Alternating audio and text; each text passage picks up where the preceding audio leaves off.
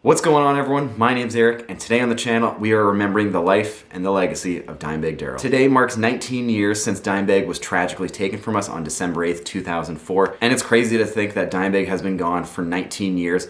Although since that day that he was taken from us, there has been an outpouring of tributes to celebrate Dimebag's legacy and especially what he has done for the metal guitar community, especially from his friends, his family, and the fans all around the world who want to keep the legacy alive. Well, just give thanks and, tip your hat to the man who inspired a lot of us to keep playing guitar or to pick up guitar in the first place. And that goes without saying that Dimebag has had a huge influence on my musical journey and the music that I listen to, the way I play guitar, and obviously, as you guys probably know, Pantera and Dimebag are pretty well #1 in my books. So it goes without saying that I really want to tip my hat and really honor the man's legacy, as he's been so influential to me throughout the years. And if you're new to my channel, I pretty well have a video that comes up around this time every year that celebrates Darrell's legacy in one way, shape, or form. As you guys might remember, last year I essentially built Dimebag's rig piece for piece with all the era correct gear and everything like that. And that was a super sick video, and I really loved putting that whole rig together. And honestly, just kind of channeling the spirit of Dimebag, playing those riffs again through the rig. It was a pretty magical time. So what we're going to be doing this year is taking that rig and essentially redoing it in a whole new way. So I give you this. This is Dimebag Darrell's original rig, reimagined and reproduced through the lens of stomp boxes in a package that you can essentially take everywhere and use in so many different applications. And I'm going to tell you everything that you need to know about this rig, where you can get all the products that make this particular rig come to life. So then you can start chasing Dimebag Darrell's tone in a package that is easier on the wallet, easier to source, and honestly, maybe a little bit easier to live with. So without further ado, let's do a deep dive on the Pedalboard rig from hell. Here we go. So now let's back up a few steps and let's figure out where this whole Pedalboard project idea started from. Now you might remember that I've been demoing Master Effects products on my channel. I have the EQ4H Pro, I have the EQ-FH Pro, and I also have the Vulgar preamp pedal. And those are replicating 3 core pieces to Dimebag's rig that he used throughout his days in Pantera and in Damageplan. The Vulgar preamp pedal is essentially a faithful recreation of the preamp circuit of the Randall RG100 ES, with a couple tweaks from the Century 200, both amps that Dimebag used throughout his time in Pantera. The RG100 ES was used all over Cowboys and the Great Southern Trendkill, and a little bit of reinventing the steel. And the Century 200 was used during the Far Beyond Driven and the Vulgar Display of Power era, and both of those amps respectively were used in the touring cycles as well. The next piece of the puzzle is the parametric equalizers. Now those were very specific pieces of gear made by Furman back in the 70s and the 80s that allowed him to get that signature sound that we all know so well. Essentially, the EQ-FH Pro, that is a 3-channel parametric equalizer that is replicating Dimebag's original Furman PQ3. That piece of gear was used all over Cowboys, Great Southern Trendkill, and Reinventing the Steel. And the EQ-4H Pro is a faithful recreation of the Furman PQ4, then used with the Randall Century amps on Vulgar Display of Power and Far Beyond Driven. And essentially, those are some of the key elements to Dimebag's tone. And essentially what I wanted to do with those 3 pedals from Master Effects was essentially build a Dimebag rig that was based around pedals instead of the traditional amp, rack, and gear and everything like that. I'm still ironing out a few pieces of this rig, but I'm going to be showing you all the different pedals and why I have certain pedals lined up the way they are, as well as other pedals that you might be able to live without if you're trying to chase Dimebag's tone. So first off, we're going to start with the tuner. Now essentially, the tuner is just tuning the guitar. There's no real specific tuner that is going to do the job better than another one. They are tuners at the end of the day. Some people might prefer strobe tuners, although the Boss TU3 has never let me down. I also really like how the TU3 is able to daisy chain and power other pedals from a single power supply as well. So if you are running out of pedal power supply outlets on your pedal power supply, whatever that might be, you can then tap off the TU3 into another pedal if you are running more than maybe 8 pedals, for example. And then you're still going to be able to actually power your entire rig. Out of the tuner, we then go into the Digitech Whammy 5. Now this is for songs like Suicide Note Part 2, Becoming, all the very iconic songs that Dimebag would use a whammy pedal on. The whammy ones are available online used. They are way more than a brand new whammy 5 would be, and especially what a used whammy 5 would be. And personally, I think this one is way more reliable. I've heard from a lot of people and from my own experience is that the whammy ones, they do go out of calibration pretty frequently, and the whammy 5 also sounds really good. It also comes with a few other features such as classic and chords. So then if you are playing with chords and you want to use the whammy on your chording, you can then switch it to chords, and then all the notes are going to track perfectly easy. But then it does have the classic mode, which is great for single notes. But if you do play more than one note with the classic setting, which are going to give you that iconic Dimebag sound on songs like Suicide Note Part 2 and the song Becoming, which are all heavy hitters of the whammy pedal. Now, out of the whammy 5, we're then going into the Crybaby from Hell. Dimebag used a few other wahs throughout his career. I know he was using the original Crybaby. He was also using a Vox wah at some point, I believe, and he was also using the 535Q wah as well. And that 535Q wah essentially birthed the Crybaby from Hell wah. Essentially, this is the wah that I have, and this is has been my go-to wah for such a long time. It's been signed off by Dimebag. He actually used it in the Damageplan era right before his untimely passing. So if Dimebag signed off on it, then it is good for me, and I'm pretty sure it's going to be good for a lot of us, as a lot of other famous artists really prefer that wah as well. We have another wah that Dimebag used throughout his time in Pantera and Damageplan. Go ahead and throw that in and see what you get from that as well. And now next out of the wah, we are going into one of two pedals here. The first pedal is going to be my Seymour Duncan 805 overdrive, and the second pedal is going to be a classic MXR 6-band equalizer. We're going to start with the overdrive here. The overdrive can be essentially any 3-band overdrive that has a level, gain, and a tone knob on it. I prefer the Seymour Duncan 805. It's a very clean sounding pedal, although you can use other overdrives as well. The Boss SD1 is a great choice. It's also very budget friendly as well. The Seymour Duncan 805 has that nice 3-band EQ where you can actually sculpt the tone a little bit more. I like that as well. It can be ran on 18 volts. That gives it a little bit of a different sound.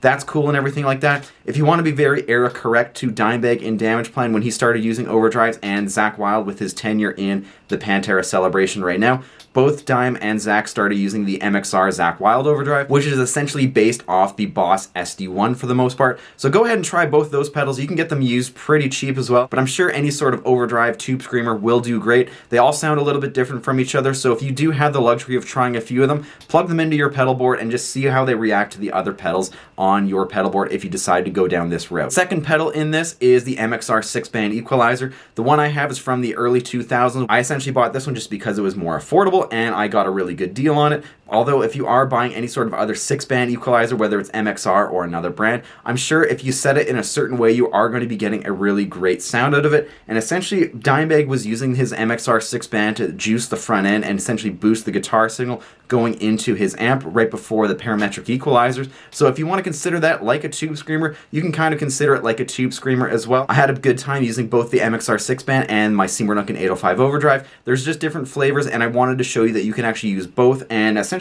I have both on my pedal board depending on how I'm feeling and depending on really what I want to achieve sonically that day when I'm using this rig. Now next out of the EQ, we are then going into the noise gate, and this is a very important piece to the puzzle. Specifically, you want to have a noise gate that has an effects loop in it, like a send and return loop on it as well.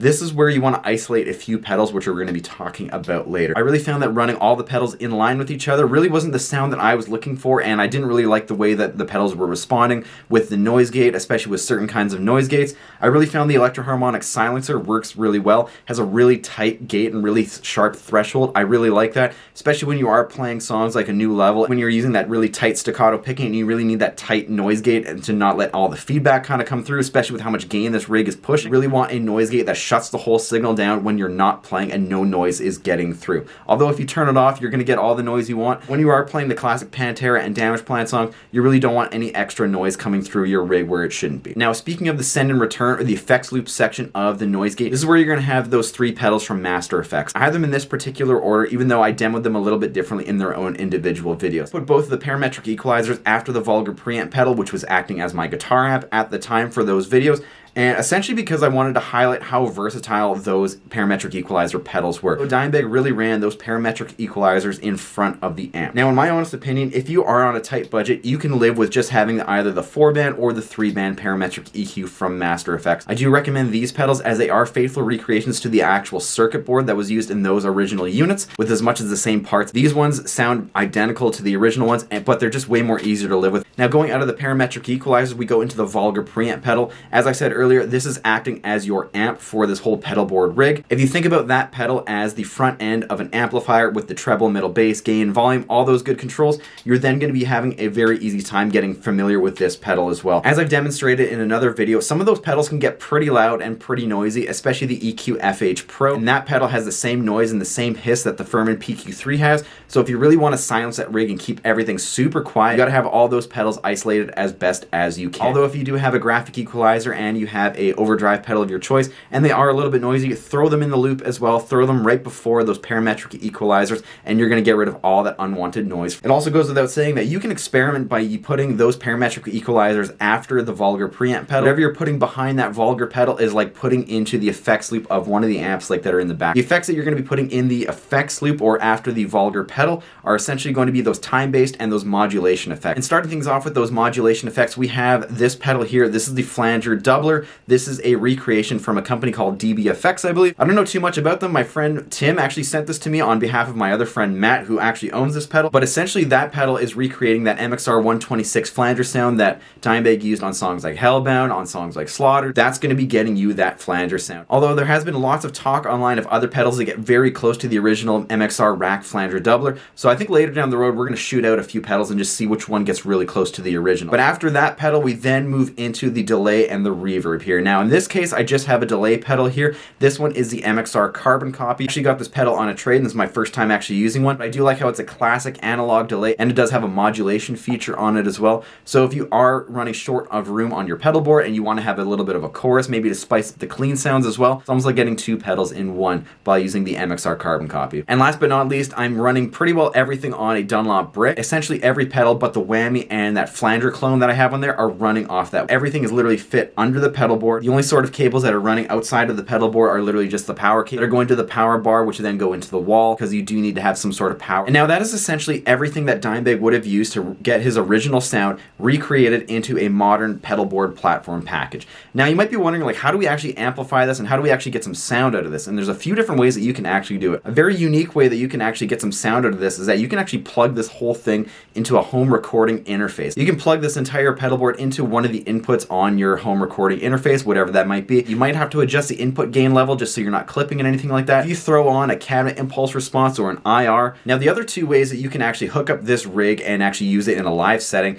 is actually through the effects return of one of your existing amplifiers. Now that's if your amp has an effects return on it. Essentially what you do is plug the guitar into the tuner and then go out of the last pedal in your signal chain. You then go into the return of your amp's effects loop, which then bypasses the entire preamp section of your amp, which then goes right to the actual volume section of your amp, which essentially uses your amp as a glorified volume knob, which kind of gives you two separate rigs in some way, shape, or form, which is a little bit neat. You'd probably have to get some external switchers to really make that work, but it is kind of neat that you can essentially have two rigs at once, but one is on your pedals and one is an actual like tube amp. And now the last way to kind of hook up this rig and actually get it into some sort of live context is actually using some sort of isolated power amplifier. And the power amp of my choice that we're going to be using for today's demo is the Seymour Duncan Power Stage 700. This is the one that I use when I play live with my band. I play bass in my band and I need an amp that has a lot of headroom. I need to get a 700 watt or a 1000 watt. You can get one of those Seymour Duncan Power Stage 170s. It doesn't have to be the loudest power amp on earth because you would be surprised in how loud some of those pedal power amps can get, especially when you hook it up through a 412 or maybe a few 412s. And a very cool thing about my Seymour Duncan Power Stage 700 is that it has two inputs. If you are fortunate enough and you have a pedal like a chorus pedal or a delay or a flanger that actually has a stereo output, what you could do is actually have a mono signal with one guitar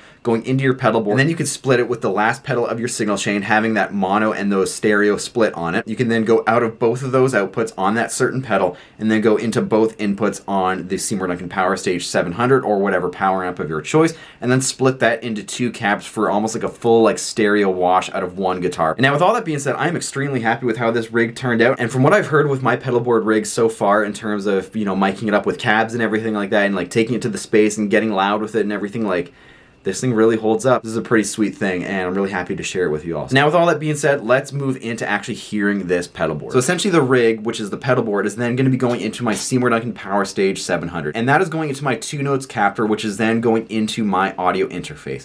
Now, before you start getting mad in the comment section and everything like that, what I also did with this is that I took this rig, and I took a few other cabinets to my actual rehearsal space, I mic'd them up and everything, and I got them as best as I could, and then I reamped all of those performances that you're going to be watching me play through those cabs live in the room, cranked up. I have my Mesa 412, an original Randall cabinet from the 80s, which has those original Randall Jaguar speakers. The next cabinet that you're going to be hearing is my Krank Krankenstein. That's going to be capturing all of the Damageplan tones. It's loaded with Eminence Legends, the ones that Dimebag was using in the Damageplan era, as well as a mix of the Eminence Texas Heat speakers, which then came in the actual Krankenstein cabinet. And last but not least, I actually have my Revv 212 kind of blended in with my Mesa 412 as well, which is essentially going to be capturing Zakk Wylde's tone as best as I can on right now. So with all that being said, let's take a listen to the Pedalboard rig from hell.